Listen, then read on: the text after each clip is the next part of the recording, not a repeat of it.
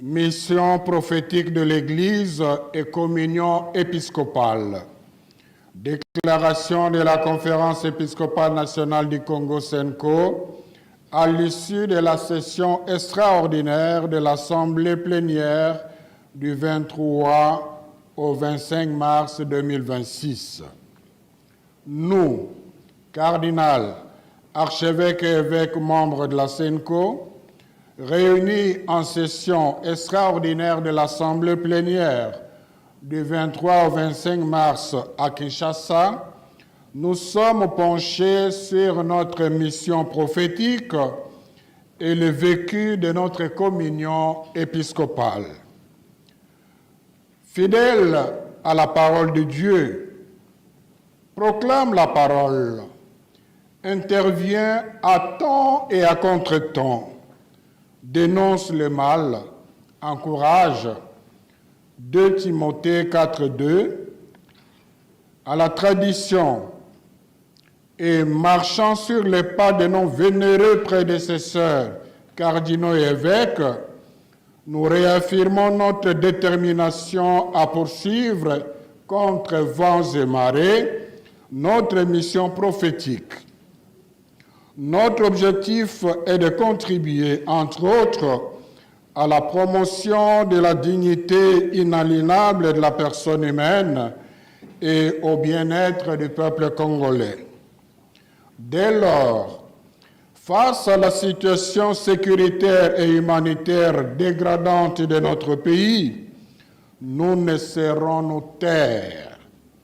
Comme l'a si bien dit le pape François lors de son voyage apostolique dans notre pays, l'Église ne peut pas rester indifférente ou muette face aux injustices et aux douleurs qui frappent les populations.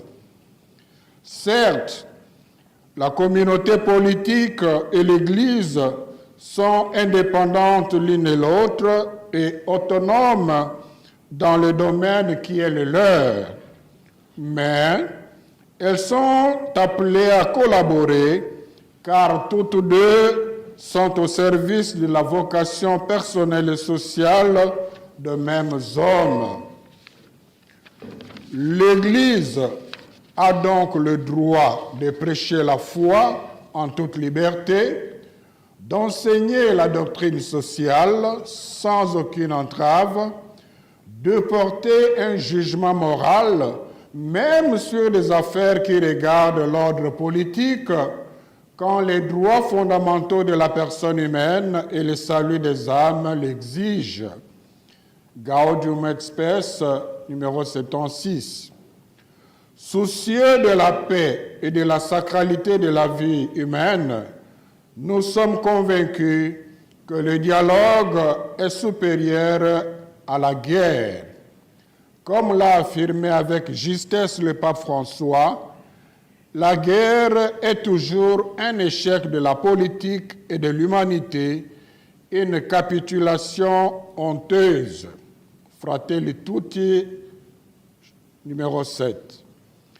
Ainsi, rappelons-nous la pertinence de l'initiative Pacte social pour la paix et le bien vivre ensemble à RDC et dans la région des Grands Lacs, à ne surtout pas confondre avec un dialogue visant le partage du pouvoir.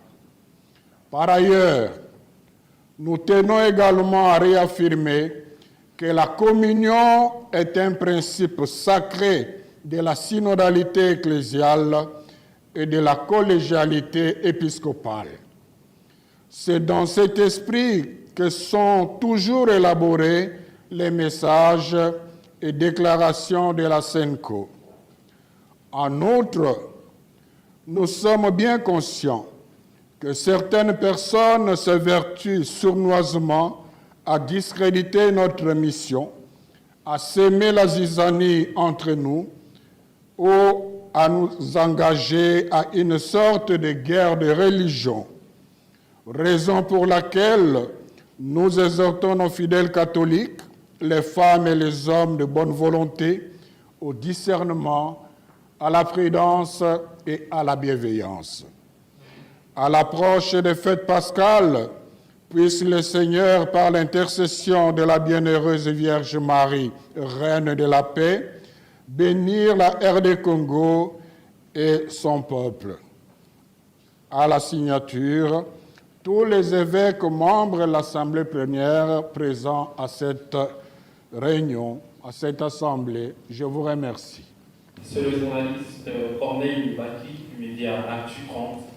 Monseigneur, vous avez fait mention du dialogue qui doit prévaloir sur la guerre et notamment mention aussi de votre initiative Pacte social. Alors, on sait que maintenant, au sein de la classe politique, notamment du côté de la majorité, on parle plus d'un dialogue qui doit se tenir dans un cadre institutionnel, comme si l'initiative du Pacte social est plutôt conjuguée au passé.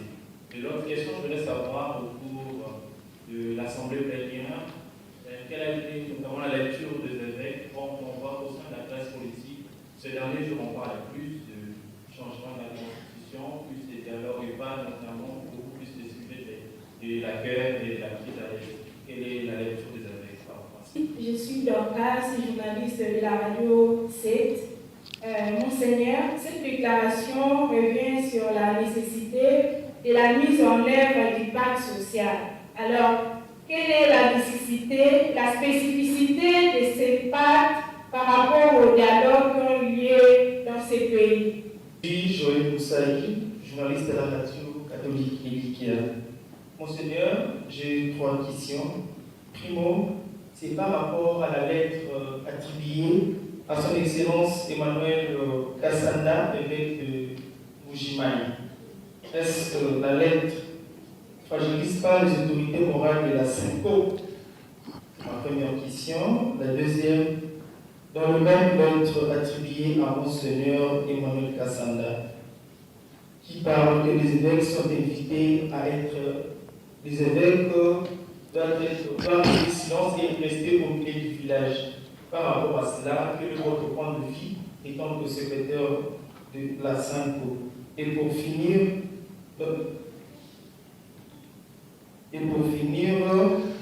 plusieurs religieux congolais ont constaté que la leadership des religieux attaque plus la position du gouvernement. On a fait un constat que l'Église attaque beaucoup plus le gouvernement qui dirige l'ère du Congo. On veut savoir en réalité la position de l'Église par rapport à ça.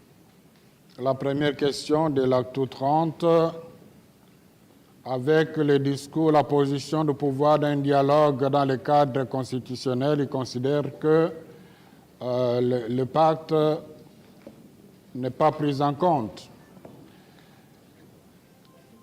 L'initiative Pacte social est avant tout une initiative pastorale des 2 églises, l'ECC et la SENCO, dont l'église protestante et l'église catholique.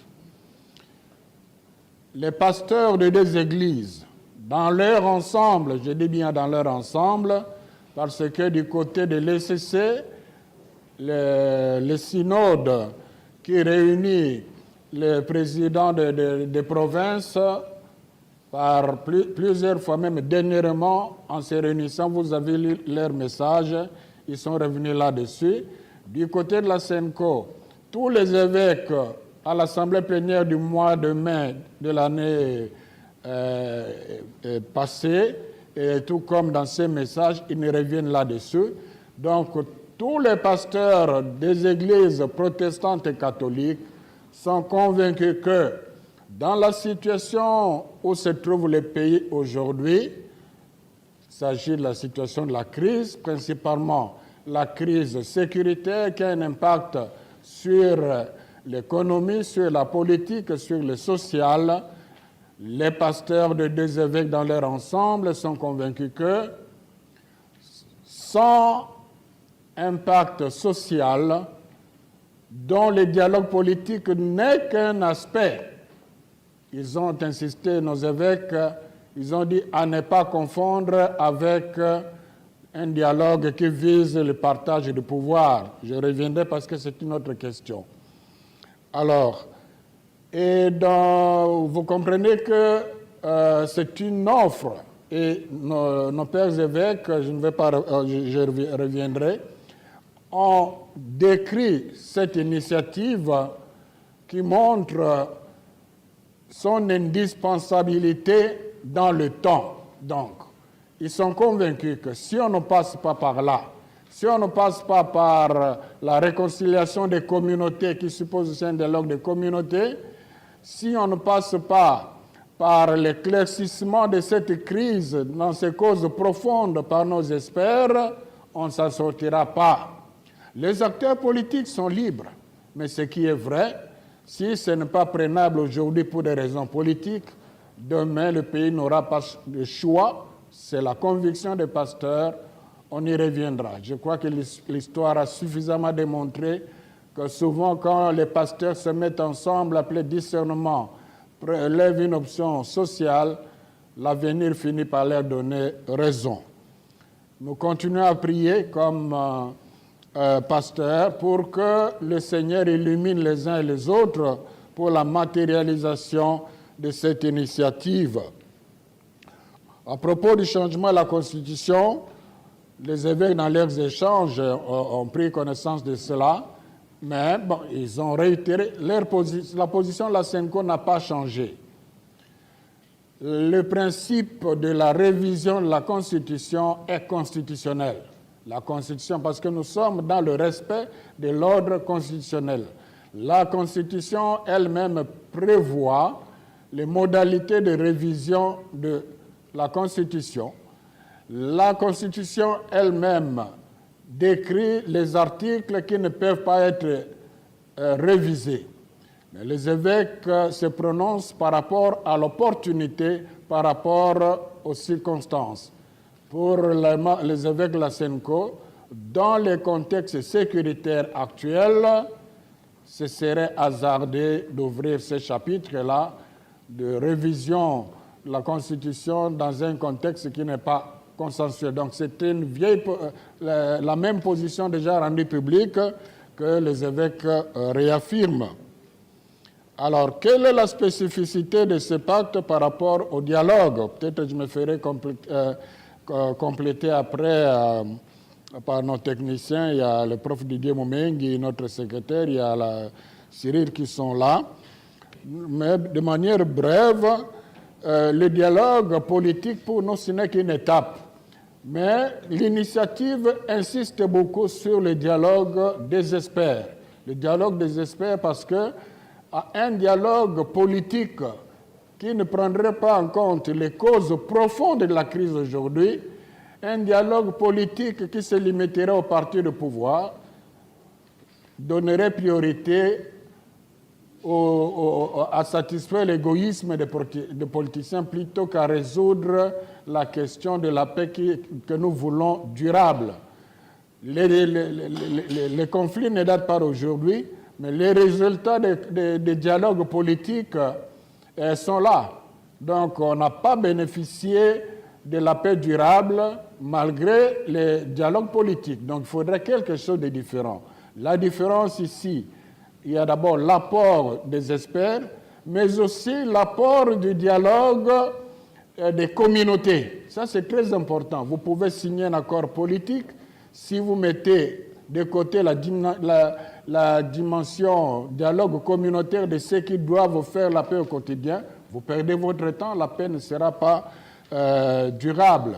Voilà des éléments que je peux relever qui peuvent être complétés éventuellement.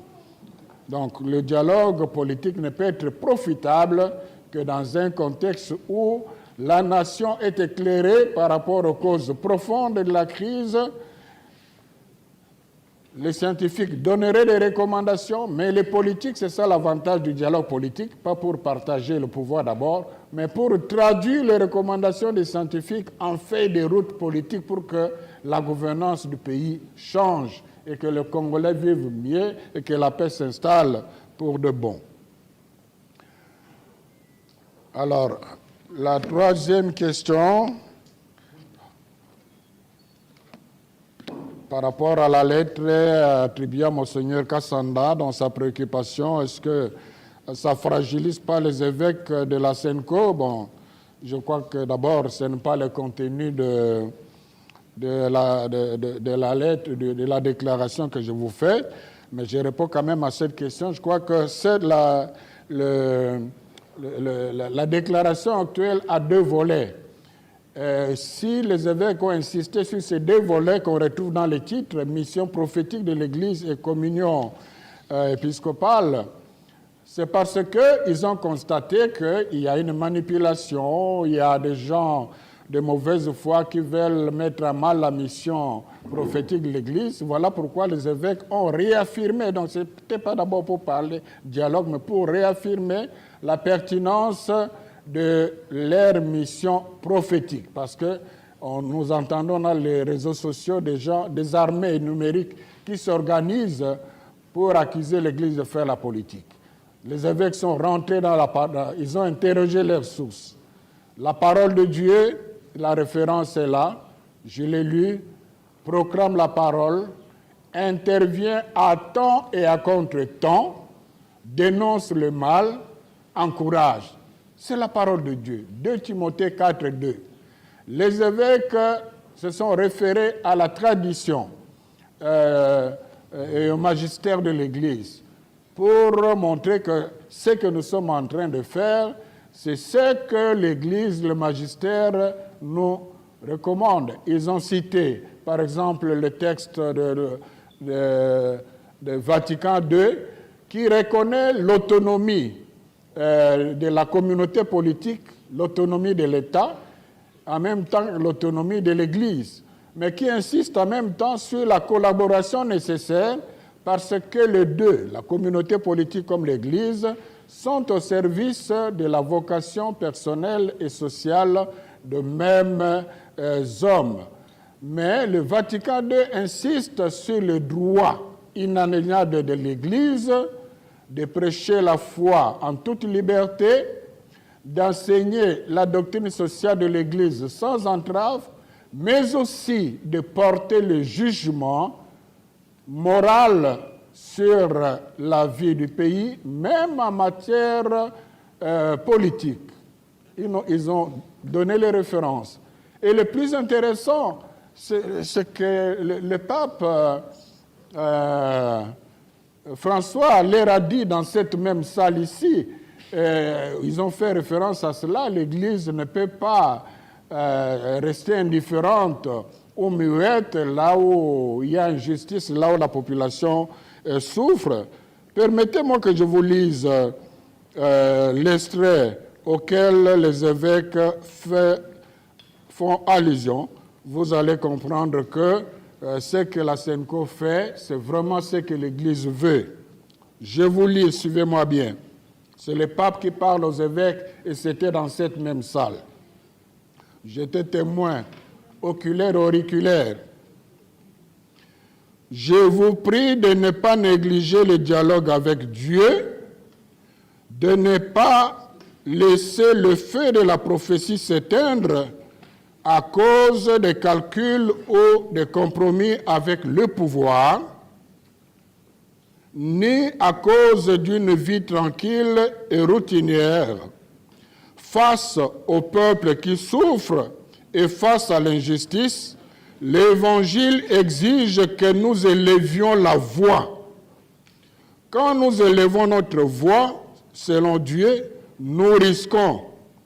C'est ce qu'a fait l'un de vous, de vos frères, le serviteur de Dieu, Monseigneur Christophe Muziriwa, un pasteur courageux et une voix prophétique qui a gardé son peuple en offrant sa vie. C'est le pape qui a parlé aux évêques. Voilà donc les évêques membres de la SENCO ont saisi cette occasion pour se réconforter davantage. Vous comprenez avec tout ça, c'est le premier volet. Le deuxième volet de la déclaration, que c'est affirmer le caractère sacré de la communion dans la synodalité de l'Église, dans la collégialité épiscopale. Alors, compte tenu de tout ça, avec cette déclaration signée par tous les évêques, y compris Monseigneur Bernard Kassanda, parce que vous avez parlé de lui, ont réaffirmé haut et fort que nous sommes dans les bons, dans notre mission prophétique, et nous restons ensemble en communion. Et cela est très important. Et ils ont dit dans cette déclaration, c'est dans cet esprit que sont élaborés tous les messages et déclarations de la SENCO. L'unité ne signifie pas l'unanimité. C'est tout à fait possible que dans le collège des évêques, l'un ou l'autre membre puisse avoir une perception qui est sienne, une idée, une opinion qui est sienne, mais cela ne détruit pas la communion de l'Église. Donc, la SENCO, avec cette déclaration, montre au monde entier qu'elle n'est pas fragilisée par, comme les certains ont voulu le faire croire. Alors, une autre question. Est-ce que la SENCO doit être silencieux au milieu du village? Bon, il y a un silence prophétique, mais il y a l'exigence, comme je l'ai évoqué ici, d'intervenir à temps et à contre-temps. C'est la parole de Dieu qu'il existe au milieu du village, oui. Alors, il y a un autre intervenant qui prétend que la SENCO n'attaque que la position de gouvernement. Je crois que dans cet extrait de la parole de Dieu, j'ai cité, ça se termine par « encourage », pas seulement dénoncer le mal, mais aussi encourager. Si vous êtes de bonne foi, vous revisitez les messages de la SENCO, vous verrez que dans plusieurs endroits, la SENCO encourage, la SENCO reconnaît le bien, la SENCO salue des bonnes initiatives identifiées de gouvernants. Mais si vous êtes aussi... Il est vrai que la SENCO a toujours été très critique dans son rôle, dans sa mission prophétique. Mais si vous êtes resté attentif, depuis que la SENCO et l'ECC ont lancé cette initiative Pacte social, ils se sont réservés de condamner la gouvernance du pays. Ça, je mettrai au défi quiconque me montrera dans le message de la SENCO, depuis qu'on a commencé cette initiative, un endroit où, comme d'habitude, la SENCO critique le gouvernement. Ce n'est pas qu'il n'est pas à critiquer, ce n'est pas qu'il n'est pas à dénoncer, mais c'est pour sauver l'initiative de Pacte. C'est dans la même logique que les évêques n'ont pas voulu, quand bien même que plusieurs fois, ils ont condamné le M23, le Rwanda, ils n'ont pas voulu le faire maintenant, dans la même perspective, pour donner la chance à une initiative qui pourrait trouver et nous aider le pays à sortir définitivement de cette crise. Donc c'est une stratégie pastorale. Donc ce que vous avez observé du côté de l'attitude que vous avez observée de la SENCO du côté de l'opposition armée ou autre, c'est la même attitude que vous avez constatée de la SENCO par rapport au gouvernement. Je crois avoir répondu à toutes les questions.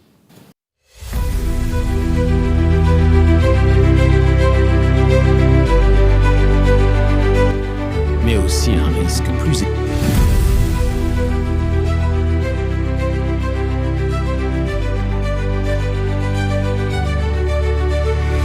Posez des questions, commentez, likez et surtout abonnez-vous pour nous donner la force de défendre la République démocratique.